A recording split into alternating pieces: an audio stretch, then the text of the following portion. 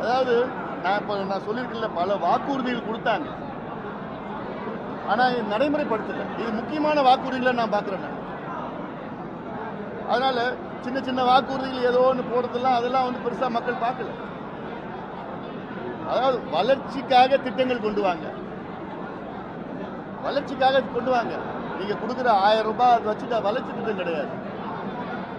வெள்ள நேரத்தில் 6000 ரூபாய் கொடுத்து வளர்ச்சி திட்டம் கிடையாது. வெள்ள நேரத்தில் 6000 ரூபாய் கொடுத்தீங்க, டாஸ்மாக் கடையை திறந்து வச்சீங்க,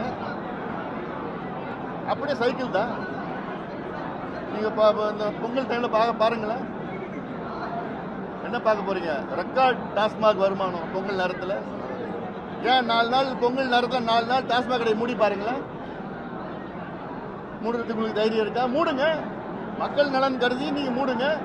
தீபாவளி நேரத்திலையும் பொங்கல் நேரத்திலும் டாஸ்மாக் கடையை மூடுங்க. அதனால இதெல்லாம் வளர்ச்சி திட்டங்கள் என்றால் உண்மையான வளர்ச்சி. விவசாயத்தை அழிச்சு நாங்க தொழிற்சாலை கொண்டு வருவோம், அது வளர்ச்சி கிடையாது. அது வந்து விவசாயிகளுக்கும் விவசாயத்தையும் செய்கின்ற துரோகம். அது மிகப்பெரிய துரோகமா நான் பார்க்கிறேன். நீங்க தொழிற்சாலை கொண்டு வாங்க, சிப்காட் கொண்டு வாங்க, வேணும், வேலைவாய்ப்பு வேணும், ஆனா தரிசு நிலத்தில் கொண்டு வாங்க, அங்கே கொண்டு வாங்க. நீங்க விவசாய நிலத்தை அழிச்சுனா கொண்டு வராதுங்க. இன்னொன்று, இப்போ ஜல்லிக்கட்டுக்கு நீங்க அதாவது முதல் பரிசு காருக்கு பதிலாக டிராக்டர் கொடுங்க. 2வது பரிசு வந்து அந்த விவசாயத்தை சார்ந்த கருவிகளை கொடுங்க.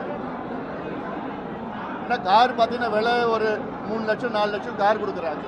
அந்த கார் வச்சுக்கிட்டு அவன் என்ன பண்ணுவான்னு தெரியல. அவன் விவசாயி, கார் நிறுத்தத்துக்கே அவன் வீட்டில் இடம் இருக்க போகிறது கிடையாது. அது கார் பெட்ரோல் போடுறதுக்கு பணம் இருக்க போகிறது கிடையாது. டிராக்டர் கொடுத்தாலும் அதை வச்சு பொழைச்சிப்பான். இல்லை டிராக்டர் ஓட்டுவான், இல்லாட்டி வாடகை கொடுத்தானா மாதம் வாரம் வருமானம் வரப்போகுது. அதனால் அது கொடுங்க. அது உண்மையான நீங்கள் விவசாயிகளுக்கு நீங்கள் செய்யணும்னா இது போன்ற திட்டங்கள் கொடுங்க. நாங்கள் சொல்கிற எவ்வளோ யோசனை சொல்லிட்டு வரோம், அது நடைமுறைப்படுத்துங்க.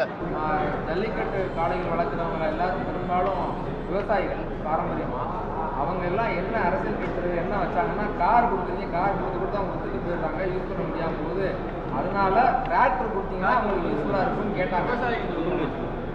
அன்புமணி ராமதாஸ் கேட்டார். காரு டிராக்டர் அவர் சொல்லலாம். மாடு வளர்க்குறவங்களும் மாடு பிடிக்கிறவங்களும் என்ன விரும்புகிறாங்களோ அதைத்தானே நாங்கள் கொடுக்க முடியும். இப்போ மாடு பிடிக்கிறவர் எனக்கு கார் கொடுக்கன்றாரு, மாட்டுக்காரரு கார் கொடுக்கன்றாரு, சிறந்தது. அதுக்குனால நம்ம அதை சொல்லலாம்.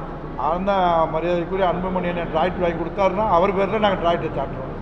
அவரே விட டிராக்டர் கொடுக்கலாம், ஒன்றும் பிரச்சனை இல்லை.